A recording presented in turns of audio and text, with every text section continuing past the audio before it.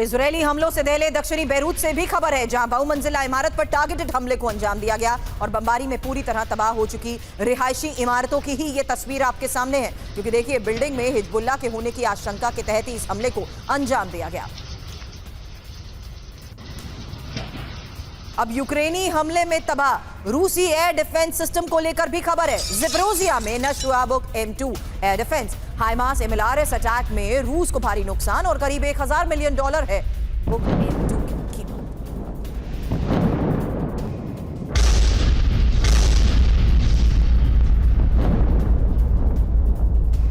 इन बड़ी खबरों में देखिए वो तस्वीर जहां किस तरीके से टारगेटेड हमलों को अंजाम दिया गया है और रिहायशी इलाकों को बनाया गया निशाना। एक बार फिर से रिहायशी इलाकों को निशाना इसलिए बनाया गया क्योंकि अभी तक ये दावे किए जा रहे हैं कि ये वो इलाके हैं जहां से हमलों को अंजाम दिया गया है। भीषण बमबारी के बाद मची दहशत की ये वो तस्वीर है।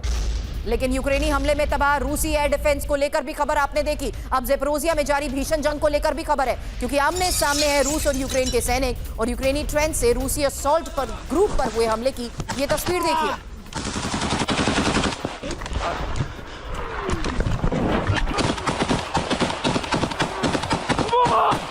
हालांकि इस हमले के बाद रूसी सेना को भारी नुकसान का दावा किया जा रहा है। ये यूक्रेनी ट्रेंच से रूसी असॉल्ट ग्रुप पर हमला किस तरीके से अंजाम दिया गया उसकी तस्वीर है, जिससे साफ है कि ज़ेपोरिज़िया में एक बार फिर से आमने सामने हैं रूस और यूक्रेन के सैनिक। अब रूसी KA-29 हेलीकॉप्टर का विध्वंसक एक्शन, जहां यूक्रेनी मरीन ड्रोन पर ताबड़तोड़ फायरिंग हुई और क्रीमिया में ड्रोन बोट से यूक्रेनी घुसपैठ को किया गया नाकाम। देखिए,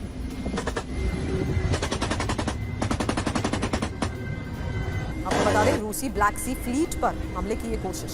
KA-29 हेलीकॉप्टर अटैक से ड्रोन भागने पर मजबूर हुआ। ऑगस्टिन सर, विनोद सर, सवाल आपसे, क्योंकि आमने सामने की इस जंग के बीच रूस यूक्रेन के सैनिकों को किस तरीके से टारगेट किया जा रहा है उसका एक और सबूत। लेकिन यहां ज़ेपोरिज़िया को देखते हुए फिलहाल खबरें बड़ी सामने आ रही हैं।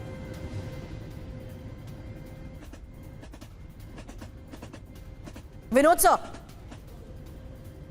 मेरे लिए है। बिल्कुल विनोद सर, सवाल आपसे है। इस फ्रंट पर ज़ेपोरिज़िया में एक बार फिर से जिस तरीके से हमलों को अंजाम दिया जा रहा है उसी की ये 3 तस्वीरें। बिल्कुल, देखिए सुरभि जी,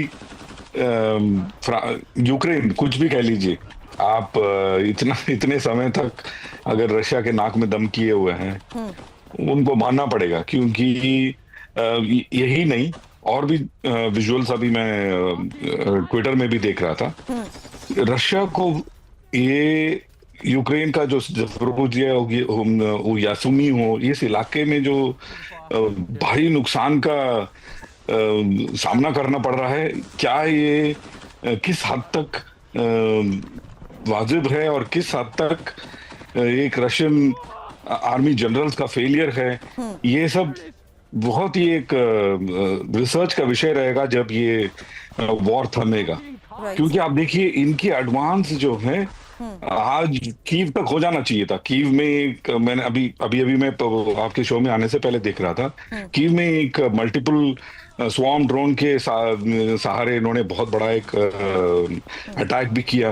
बट उसके बावजूद मिलिट्री प्रोग्रेस और मिलिट्री एडवांटेज इनको इस रीजन में एक यो की तरह कभी मिल रहा है, कभी पीछे जा रहा है, कभी मिल रहा है, कभी पीछे जा रहा है। ये एक और चीज दर्शाता है सुरभि जी कि इनका जो लॉजिस्टिक्स पावर है, कोई भी वॉर हो वो उतना ही तक चल पाता है जितना उस लॉजिस्टिकली पॉसिबल होता है। और हमने ये अनुमान लगाया था शुरू में, जब यूक्रेन की लॉजिस्टिक क्षमता जो है कहाँ तक है और कब तक कमेगा। लेकिन आप देख लीजिए 2 साल ऑलमोस्ट एंड उसकी लॉजिस्टिक पावर खत्म होने का नाम नहीं ले रहा है। इसका मतलब इनका जो पाइपलाइन है, रक्त नली जारी करते हुए भी बता दिया जाता है कि आखिर किस तरीके से सैनिकों को पीछे खदेड़ने में ये कामयाब रहते हैं। लेकिन आगे सवाल उस वॉर फ्रंट से भी, जहां इजरायल में हिजबुल्लाह के हमले के अलर्ट को लेकर खबर दिखाने से पहले ये 8 ब्रेकिंग आपके सामने, जहां देखिए किस तरीके से हमलों को सीरिया के साथ इस फ्रंट पर अंजाम दिया गया, उसको लेकर किया सवाल और हिजबुल्लाह के ठिकानों को तबाह कर दिया गया। वहीं रूस और यूक्रेन फ्रंट से भी अब तस्वीरें सामने आ रही हैं। लेकिन अब हिजबुल्लाह के हमले के अलर्ट को लेकर खबर है और पूरे नॉर्थ इजरायल में रॉकेट हमले का ये अलर्ट है। हाइफा में रॉकेट हमले के सायरन बज रहे हैं। गलीली में हिजबुल्लाह के हमलों की आशंका को लेकर खबर बढ़ी है। गोलान हाइट्स और साफेद में भी सायरन, साथ ही वादी और कारमिल में भी रॉकेट अटैक की आशंका। तो जिस तरीके से हमलों को लेकर लगातार स्ट्रैटेजीज अपनाई जा रही है, प्लान्स को लेकर दावे किए जा रहे हैं, उसमें अब ये खबर सामने आई है कि किस तरीके से टारगेट किया जाएगा। और ये इजराइल में हिजबुल्लाह के हमले के वो टारगेट है जहां पूरे नॉर्थ इजराइल में रॉकेट हमलों का अलर्ट जारी किया जा चुका है। हाइफा में रॉकेट हमलों के सायरन बज रहे हैं और गलीली में हिजबुल्लाह के हमले की भी आशंका है।